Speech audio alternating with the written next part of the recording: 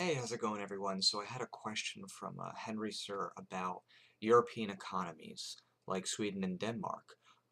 He asks, why are entities like Sweden and Denmark that are considered a bit more socialist have great standards of living? And would their economic policies work here in the US? So I can answer those questions actually pretty easily.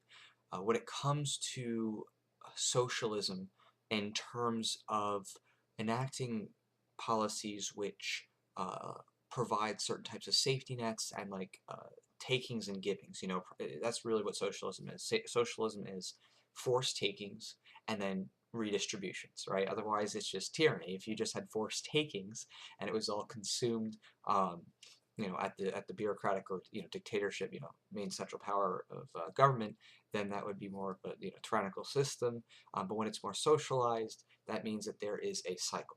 And in a cycle of socialized systems, what that means is that whenever you have monies pulled, the people who are operating the bureaucracy are also taking a share of that, right? So, for example, if someone who's a tax collector is getting a pay, out of that money. If someone is part of the redistribution services, they're also getting a cut of whatever is pulled because they have salaries as well. And economies of certain countries can subsist in that way for a good period of time, especially where they are trading with freer countries.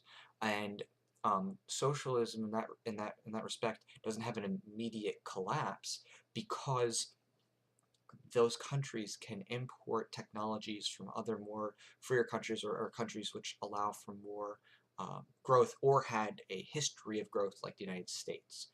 And what happens is that those countries then rely, instead of on more development side, they rely a lot more on natural resources and trading, and they can also perform a lot of things like services, like for example, banking. People think of Swiss banking, stuff like that. The Swiss have a very high service economy. So those types of transactions can actually take place and prop up the system for quite a period of time, and especially where you have a culture that is very homogenous. In other words, the peoples there have a big shared culture. There's not as much tensions among the people, whether it was a historical class issue or ethnic issue. Those countries can go on for quite some time using the socialist model. However, just because it can go on for a while doesn't mean eventually it doesn't have drawbacks. Eventually it will have issues in terms of internal development and growth. The incentives to grow diminish over time because of what's taken away.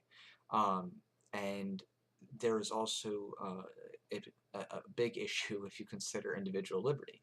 And that's another aspect of the concept of what works. The funny thing is that people often say, well, look at these countries, they work. Well, right. I mean, you could say that about anything. You have to define what work means. Slavery works.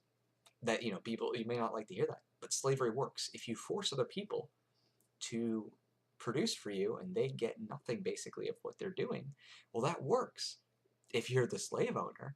But in this case, obviously, we think of slavery as immoral, unethical, and detrimental to the rights of other people. It doesn't matter what color they are, or what class, whatever you can say about them.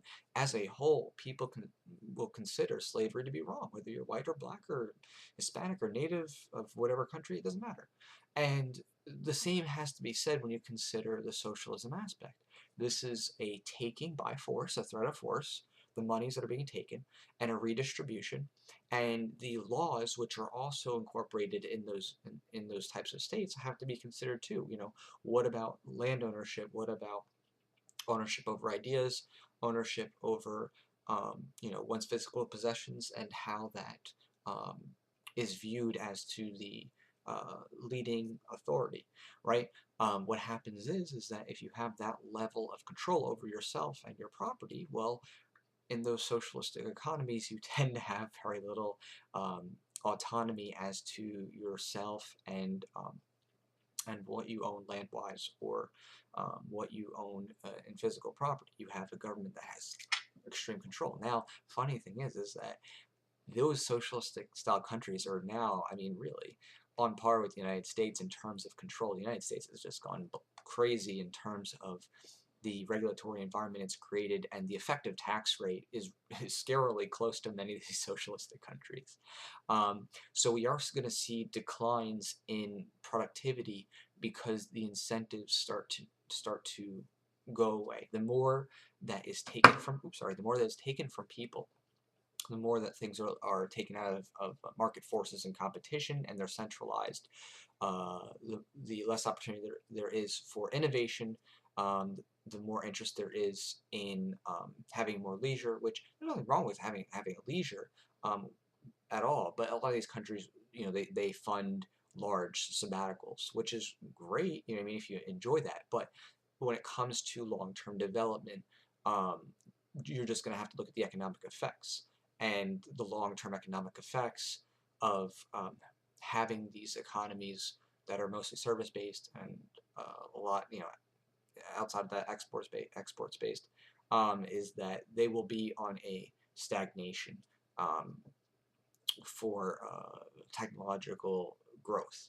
And again, the reason why these countries are able to subsist for any lengthy period of time is because they can, if they're a free trade country, they can import it from countries with other advantages. They use their comparative advantage against another, and to the extent the economy doesn't go totally under, as it would with a country that seeks autarkism, which is basically, produce everything inside, like you imagine, old USSR, and things start going really quick.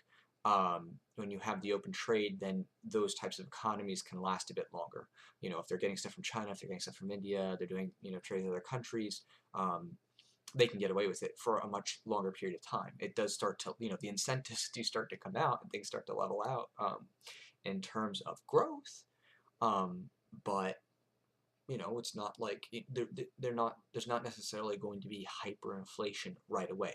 But as long as there is, a type of non-market-based monetary system, you're going to have inflation issues. And as long as there's a high level of people's earnings being taken by force, you're going to have inherent waste via the bureaucratic system. People are basically being paid just to move stuff around, and that's what happens with any type of bureaucratic system, is that those people who are taking from those who are producing and working end up getting paid, but they are not producing toward net aggregate wealth. Wealth I define as those things which encourage the efficiency and inexpensiveness of things related to eating, drinking, shelter, and your general kind of health. The things that are like the base needs, you can think of Maslow's needs as far as survival things go. The closer towards zero in terms of cost you go, the better the economy is going to be. Why? Because the lowest opportunity cost you have to be able to survive and have your body feel whole, the more you can do. You can't really be inventing great things or moving anything forward intellectually if you're constantly sick, if you're constantly scavenging for food, if you're constantly trying to seek shelter. And so that's really the core issue, is that what happens with those economies over time is they start to stagnate. But they can last for quite a long time. These socialist economies can last for quite a long time, to the extent that the people are okay with their version of slavery, and to the extent they're opening up their borders for trade. Especially if you can use the natural resources, because even if your technology is not great, well, the other people that are producing technology more competitively could use your natural resources. If you can exchange that, well, okay, you can keep your economy going. So that's how come those foreign countries, at least maybe by someone's definition of doing well, are doing fine. Those people might be like, yeah, we have health care and we can go on tons of vacations and everybody makes, a certain standard of living kind of thing, and our universities are free, which really just means that somebody's paying for it, but you may not have to pay for it yourself right when you go to it. So yeah, I mean that they can work for a short period of time in the grand scale of history, but they can work for quite a bit of time as long as they have that trade aspect. But within the system, it's not going to look too good for after a while. Alright, so thank you so much for your question, and I'll talk to you all later.